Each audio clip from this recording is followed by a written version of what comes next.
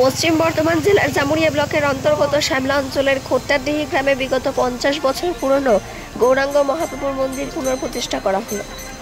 এদিন বর্ণাঢ্য শোভাযাত্রার মধ্য দিয়ে এই প্রতিষ্ঠান করা হয়।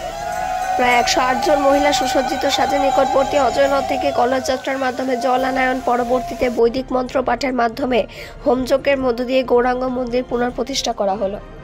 শত শত ভক্তের উপস্থিতিতে মন্দির চত্বরে দিন মিলন মেলার রূপ নেয়। দিনভর চলে হরিনাম সংকীর্তন। এ বিষয়ে স্থানীয় বাসিন্দারা জানান, 50 বছর পুরনো এই মন্দির। এই মন্দির প্রথম প্রতিষ্ঠা করেছিলেন খোট্টাডিহি গ্রামের বাসিন্দা নিমাই চরণ নায়ক। নিমাই চরণ নায়কের কোনো সন্তান ছিল না, তাই তার স্ত্রী তার কাছে আবদার করে সে কি কখনো মায়ের ডাক শুনতে পাবে না।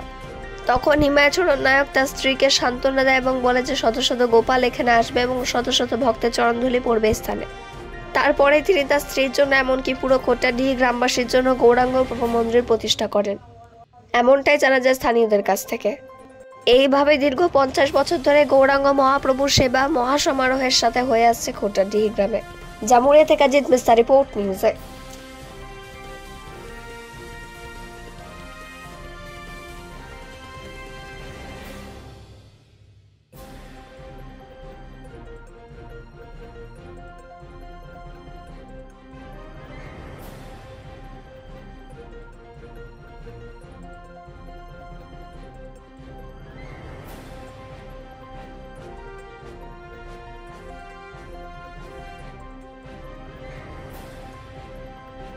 পঞ্চাশ বছরের পুরনো যিনি এই মন্দির প্রথম প্রতিষ্ঠা করেছিলেন তার নাম হচ্ছে নিমাই চরণ নায়ক এবং তার দুই স্ত্রী ছিলেন তুলসী নায়ক এবং ভদ্রেশ্বরী নায়ক।